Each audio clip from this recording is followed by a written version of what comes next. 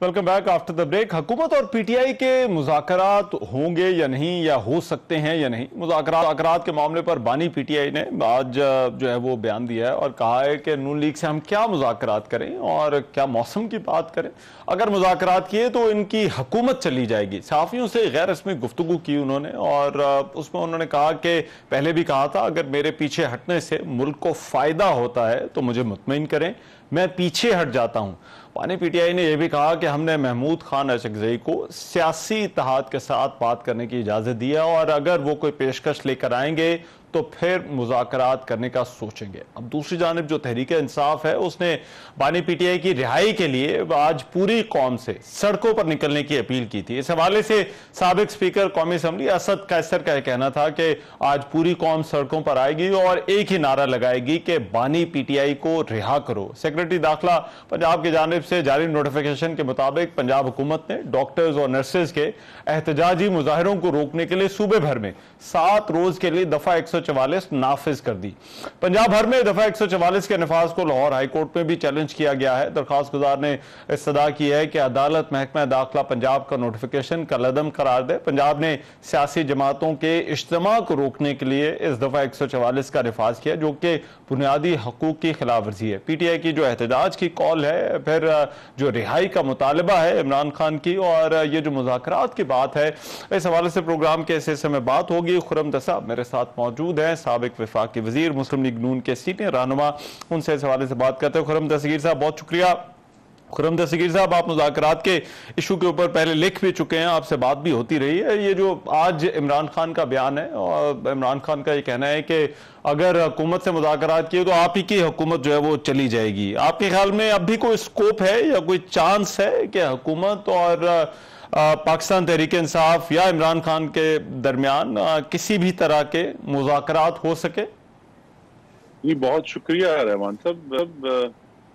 मैंने मुख्तलिफ जगह पे इस चीज का इरादा किया है कि अब जबकि वो पार्लियामान में मौजूद हैं तो फिर उनसे अवाम के मसाइल को हल करने के मामले में जरूर बात हो सकती है।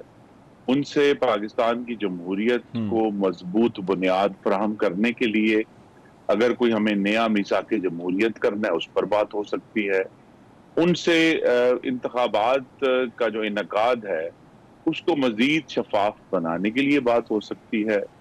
और भी अगर देखिए, बड़ी सादा सी बात है, अगर तो वो अवाम के नुमाइंदों की हैसियत से पाकिस्तान में रहने वालों की जिंदगियों को बेहतर बनाने की ख्वाहिश रखते हैं और उस पर बात करना चाहते हैं तो हम हर वक्त तैयार हैं। लेकिन वहां चूंकि सिर्फ एक ही मुद्दा है और वो ये है कि बानी चेयरमैन को किस तरह जो है वो हिरासत से छुड़ाया जा सकता है, उसकी सौदेबाजी के लिए हम तैयार नहीं हैं।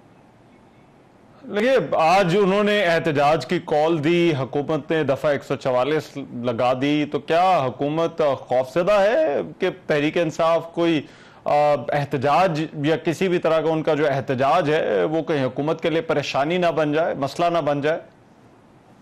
जी, जमहूरियत में पुरअमन एहतजाज कभी भी परेशानी का बायस नहीं बनता और शर्त इसमें यही है कि ये पुरअमन हो। अगर तो ये अमन का रास्ता अपनाते हैं और पुरअमन एहतजाज करना चाहते हैं तो फिर दफा 144 के बावजूद उनको बाकायदा तौर पर इजाजत दी जा सकती है। लेकिन हालिया दिनों में रहमान साहब जिस किस्म की खास तौर पे खैबर पख्तूनख्वा से धमकियां उठ रही हैं, उनके जो अमल हैं वजीर आला साहब के, वो तो हमें इस मामले में तशवीश पैदा कर रहे हैं कि ये एहतजाज जो है ये पुरअमन नहीं होगा, ये तशद्दुद पर मबनी होगा, ये बड़कों पर होगा, ये तोड़ फोड़ करेंगे। क्योंकि अपने सियासी मकासद के लिए ये जमात ने साबित किया है कि ये कुछ भी कर सकते हैं, आग लगा सकते हैं, जंगले तोड़ सकते हैं, पुलिसमैनों को ज़दोकोब कर सकते हैं, पेट्रोल बम फेंक सकते हैं। तो लिहाजा इस वजह से इनका जो साबिका रिकॉर्ड है वो इस पर जरूर हमारे लिए तशवीश का बायस है।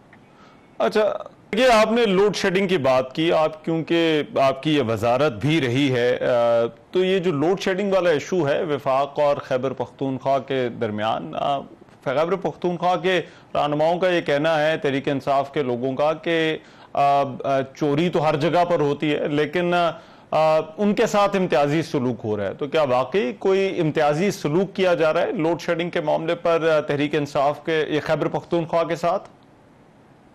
जी बिल्कुल बिल्कुल भी नहीं हो रहा। और इस मामले में तो अब किसी कहते हैं ना जी, राय की अब जरूरत नहीं है, क्योंकि तमाम जो हकाइक हैं और फैक्ट्स हैं वो हर मिनट रहमान साहब इकट्ठे हो रहे हैं। तो खैबर पख्तूनख्वा के वजीर आला अगर चाहें तो उन्हें वजारत बिजली में खैबर पख्तूनख्वा के एक एक फीडर के नंबर्स दिए जा सकते हैं, और अगर वो चाहें तो मुल्क के दूसरे इलाकों के नंबर्स भी उन्हें दिखाए जा सकते हैं कि ये जितनी भी लोड शेडिंग जिसे हम कहते हैं कि जी एक तो जहां बिजली की के बिल हम नहीं दे रहे लोग, या जहां चोरी है, उसके हवाले से ही लोड शेडिंग की जाती है। जहां ज्यादा है वहां ज्यादा लोड शेडिंग की जाती है, क्योंकि वहां पाकिस्तान की हुकूमत को महसूलात वापस मिल नहीं रहे।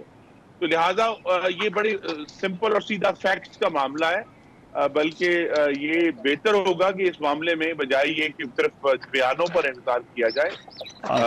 अगरचे एक हसास सूबाई मामला बन जाएगा, लेकिन गालिबन वक्त आ गया है कि वजारत बिजली जो है वो तमाम पाकिस्तान के तमाम फीडर्स के जो रिकवरी के नंबर्स हैं और लॉसेस के नंबर्स हैं वो रिलीज कर दें, वो सब अवेलेबल है। ठीक, लेकिन आज उन्होंने कहा कि ये किसी एक पार्टी का मसला नहीं है, वफाक और सूबे के दरमियान ये कोई इशू नहीं है, बल्कि ये एक पब्लिक का इशू है, अवाम का इशू है, सबका इशू है ये। देखिए, अवाम का मसला है, और हर जगह जहां से बिल वसूल नहीं हो रहे, या जो लोग बराह रास्त बिजली की तारों से अपनी बिजली हासिल कर रहे हैं, वो भी तो अवाम है ना। वो तो कोई इसराइल के शहरी तो नहीं है, लेकिन उनके ऊपर कानून का इत्तलाक करना जो है वो वफाक की भी और सूबे की हुकूमत की भी एक बराबर की जिम्मेदारी है, जिससे खैबर पख्तूनख्वा में भी, और सिर्फ ये खैबर पख्तूनख्वा का मामला नहीं है, इतना ही गंभीर मामला जो है वो बलोचिस्तान में है, उतना ही गंभीर मामला दिल्ली सिंध में है। तो लिहाजा ये मामला तो जहां जहां पाकिस्तान, अगर आप कह सकते हैं कि पाकिस्तान की सरकार की हाकमियत कमजोर है, वहां वहां ये मामला है। जहां हाकमियत बेहतर है, जिसे हम कह सकते हैं इस्लामाबाद से मुल्तान तक, तो वहां बिजली के बिल भी लोग देते हैं, वहां बिजली की जो चोरी है वो भी कम है, और ओवरऑल जो है वो लॉसेस कम है। ठीक।